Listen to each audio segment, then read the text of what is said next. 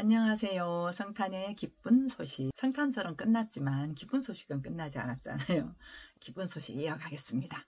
기쁜 소식 내가 받았느냐? 그러면 기뻐하는 삶을 살 수 있겠죠? 그리고 그렇게 항상 기뻐하라. 이 삶이 너의 삶이다. 이렇게 말씀하셨던 건 성탄절의 주인공이신 그 예수께서 우리에게 주신 그 말씀을 제대로 알고 살면 기쁨으로, 감사로 힘있게 살 수 있다. 이렇게 말씀하시는 거잖아요. 이제 지난 시간에 저희가 나눴던 그 이야기가 회개하라, 방향성 바꿔라, 천국이 있는 곳으로. 천국은 너 안에 있으니까 이렇게 말씀을 같이 나눴습니다. 우리가 살아왔던 삶에서 오늘 어디로 갈까, 무엇을 할까, 누구를 만날까, 저 사람 표정은 어떨까, 성격은 어떨까, 이런 것들을 관심을 이제 밖으로 이렇게 보게 되어 있으니까 이게 눈이 말이에요. 그렇게 이제 살다가 방향성을 바꾸라고 하니까 저거를 바라보는 내 느낌, 저걸 보면서 해석하는 내 해석, 내가 드는 어떤 생각, 이제 그러면서 스스로에게로 방향성을 돌려서 내가 지금 그렇게 보고 있구나 라고 하는 것들에 대해서 하다 보니 이제 많이 힘들어지는 거죠. 왜냐하면 긍정적으로 보는 게 별로 많지 않아요.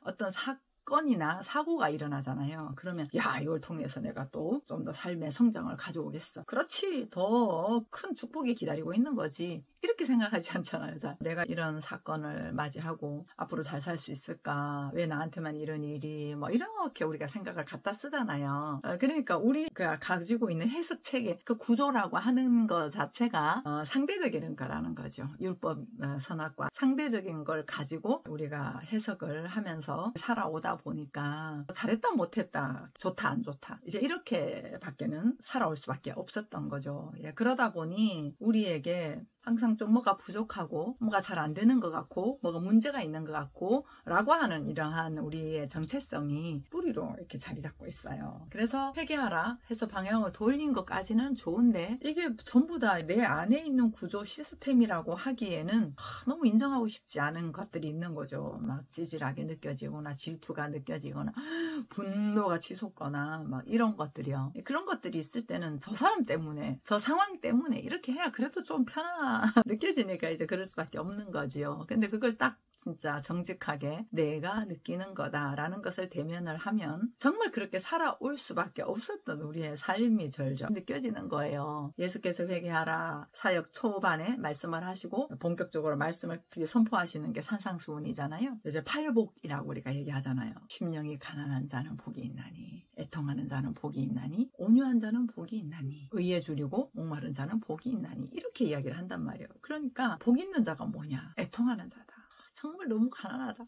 정말 뭔가를 찾고 싶다. 이런 거거든요. 온유한 자라고 하는 거는 좀 길들여진 자라는 뜻이에요. 말씀으로 이렇게 길들여진. 이렇게 우리가 슬퍼하고 애통하는 자는 복이 있나니 즐거워하고 기뻐하라.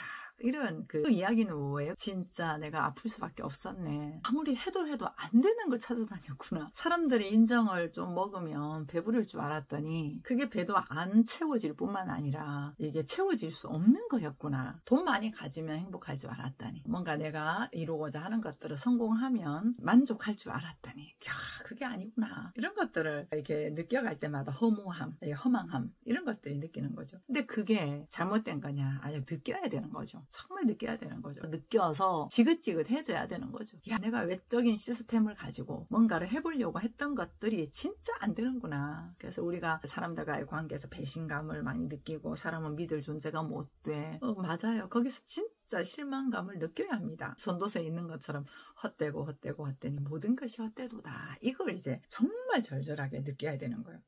그럼 아프죠. 너무 아프죠. 이것만은 내가 정말 사람들에게 욕은 안 들었으면 좋겠다. 사람들이 나를 싫어하지 않았으면 좋겠다. 이런 거 있잖아요. 이렇게 가지면서 우리가 살고 있는데 천국이라고 하는 스스로 에게서 샘물이 나오려고 하니 이제 방향을 바꿔서 봤더니만 너무나 애쓰고 수고하고 지키려고 하고 때로는 공격을 하고 때로는 참고 희생하고 맞춰가고 했던 애쓰고 있었던 스스로가 이제 감지가 된단 말이에요. 아프거든요. 그리고 그때 느꼈던 비참한 느낌, 막 수치심 같은 거, 이런 것들도 내가 직면하고 보니까요, 다 느껴진단 말이에요. 근데 이게 복이 있다는 거예요. 복 있는 자라고 하는 거예요. 그래서 그렇게 하면서 좀 우는 그런 이제 과정이 또 있겠죠. 근데 이제 거기에서 멈추면 그래 세상 허무하다. 그래 세상 별거 없어. 이러면서 좀 여여하게 이렇게 살아가는 그런 느낌인데 거기도 생동감이 좀 빠져 있어요. 왜냐하면 이렇게 내가 애통하고 울고 막 비교하고 실망하고 좌절하고 막 거절감 때문에 아파하고 했던 내가 경험하고 살아왔던 그런 모든 것들이 착각에 기인한 거다라는 사실을 알아야 되는 것이죠. 그 정체성은 내가 아니거든요. 물론 육신을 가지고 너와 나라고 하는 관계, 친구 관계, 부모 관계, 다른 사람들과의 관계 이러한 것들 속에서 엄마 역할, 딸 역할, 친구 역할 이렇게 살아오면서 만들어진 것들은 맞아요. 그렇게 만들어진 것들은 맞지만 그러한 것들이 관계를 두고 너와 나라고 하는 대상을 두고 내가 해석한 것이기 때문에 착각이라고 하는 거예요. 근데 성경에서는 너와 나의 분리를 이야기하는 건 아니거든요. 그러니까 물리적으로 보면 너는 너고 나는 나고 이 사람은 이 사람이고 그 자체 그 사람을 이야기하는 거거든요. 근데 그 자체 그 사람이 존중되고 인정이 되어질 때 그 존중과 인정으로부터는 우리가 같은 바닥이라고 하는 걸 알아요. 물리적으로 형태적으로 만들어진 것들 말투라든가 뭐 행동이라든가 이런 것들은 서로 다르죠. 다르지만 우리가 속성적으로는 같구나. 저 사람도 자기 생각을 하는 사람이고 나도 내 생각을 하는 사람이고 나도 느껴가는 사람이고 저 사람도 느껴가는 사람이고 저 사람도 그 사람의 만들어진 형태가 있고 나도 내 만들어진 형태가 있고 그렇게 살면서 성격이라고 하는 거, 성향이라고 하는 거, 스타일이라고 하는 거, 가치관이라고 하는 거 이런 것들이 각자 다르게 있지만 언제나 사람이라고 하는 존재는 호흡하고 있고 느껴가고 있고 먹고 있고 마시고 있고 잠자고 있고 때로는 아프고 때로는 속상하고 이렇게 하면서 살아가는 똑같은 속성을 가진 사람이다라고 하는 거거든요. 그래서 그러한 부분에서 똑같다라고 하는 부분을 모른 채 너와 나라고 하는 분리로 알고 사니까 이제 엄마가 나한테 많은 폭력을 했으면 나는 버림받은 자,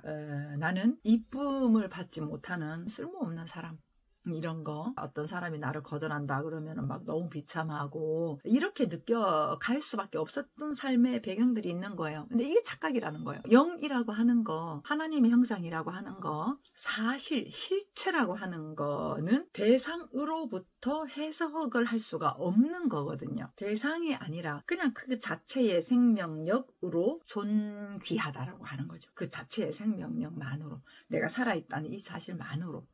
근데 그걸 우리가 모르고 또 어떤 기준을 가지고 하다 보니까 야, 너 왜 그렇게 못하냐, 게으르냐, 머리가 나쁘냐 이렇게 또 주변에서도 해석하고 그러니까 나를 이제 자꾸 찌질하고 못났고 부족하고 이런 느낌들이 사실처럼 이렇게 쌓여 있다 보니까 이제 부조화스럽게 터질 수밖에 없어요. 막 화가 잔뜩 쌓여 있고 누가 말하면 비웃는 것 같고 뭐 하다가 잘 안 되면은 또 바보 같으니까 막 우울하기도 하고 함몰되기도 하고 그러다가 한번 만만한 사람이 있으면 터지기도 하고 이렇게 드러나는 양태는 너무나 다양해요. 근데 하나예요. 결국은 스스로가 있는 그대로 괜찮다라는 이 사실을 모르는 것으로부터 드러나는 삶의 각자의 다른 양태거든요. 그래서 천국이라고 하는 사람, 복이 있는 자, 복의 근원, 샘물이 있는 곳, 시작점이 어디? 스스로라고 하는 것이죠. 근데 있어요. 여러분 모두에게 내가 지금 어떤 상태에 있든지 간에 그게 복의 근원이 어떻게 바뀌겠어요? 속성이 어떻게 바뀌나요? 사람이란 속성이 어떻게 바뀌나요? 있단 말이죠. 근데 이제 봉한 우물인가요?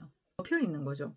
좀 전에 말씀드렸던 그 많은 착각들로부터 그게 사실인 줄 알고 사는 거예요. 그래서 누가 나보고 바보야 이렇게 이야기를 하면 화가 나잖아요. 왜 그러냐 하면 나도 좀 바보 같은 자아상이라고 하는 거에 내가 좀 힘싣고 있는 게 있단 말이죠. 그래서 그게 싫은데 그 사람이 바보야 이렇게 얘기하면 그게 이제 건드려져서 화가 난 거거든요. 근데 이제 그렇게 바보 같은 나라고 하는 건 관계 안에서 만들어진 착각이구나 라는 것을 알고 있는 그대로 충분하고 온전한 존재가 사람이지. 그게 바로 나지.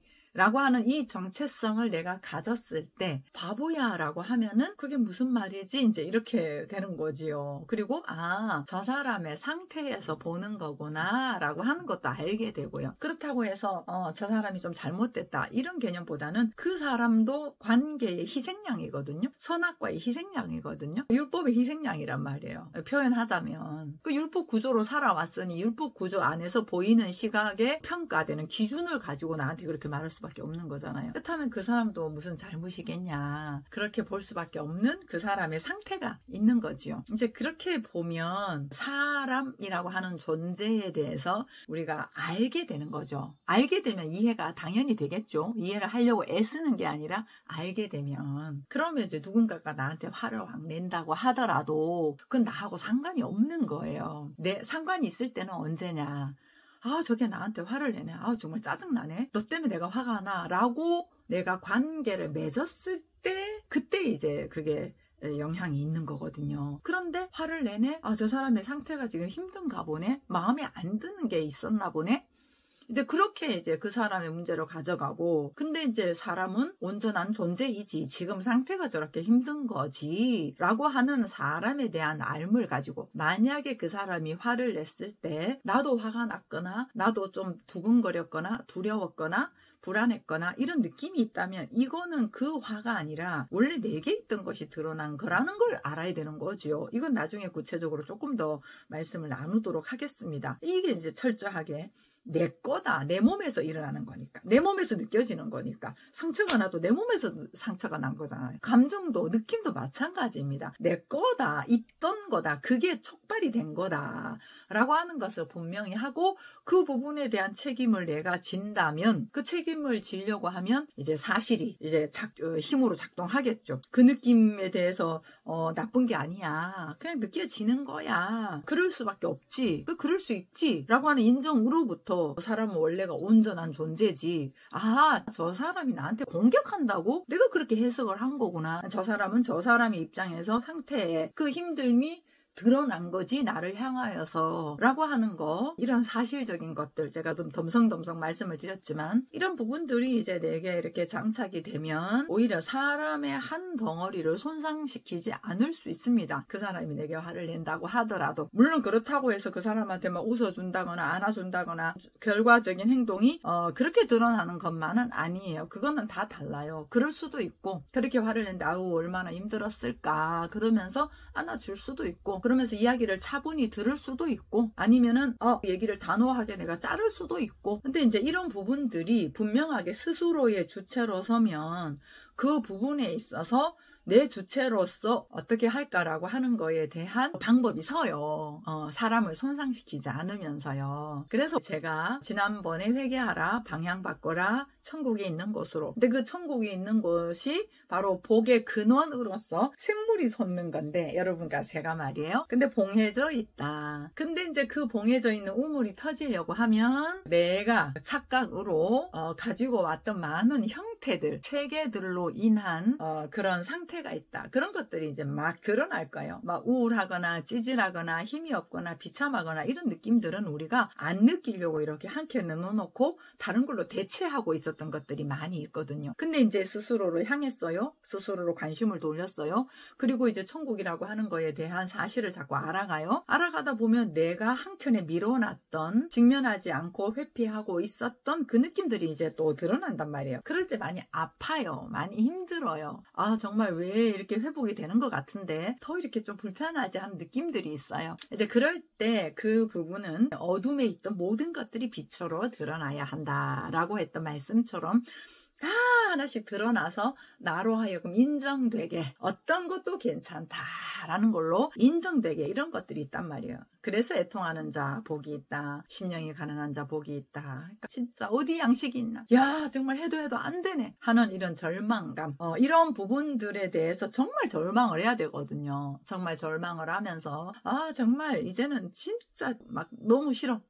내 방법으로 사용하고 있는 건 정말 안 된다라고 하는 것들을 아주 정말 절절하게 느껴야 새로운 것에 이렇게 눈이 이렇게 간단 말이에요. 어떻게 양식이 없나, 어디 없나. 이제 그럴 할 때 이제 정말 어떤 것들에 대해서 내가 노력하고 애쓰던 것들을 그냥 어떻게든 간에 이제 안 되니까 놔버릴 수밖에 없는 거고, 그냥 뒀더니 오히려 그 바닥으로부터 새로운 힘이 솟아오르는 그런 것들을 우리가 이제 감지를 한단 말이에요. 그렇게 됐을 때 이제 그 성경에 팔복이 끝나고 나서 뭐라 그래요? 너희는 세상의 빛이다. 너희는 세상의 소금이다. 이런 말씀 하잖아요.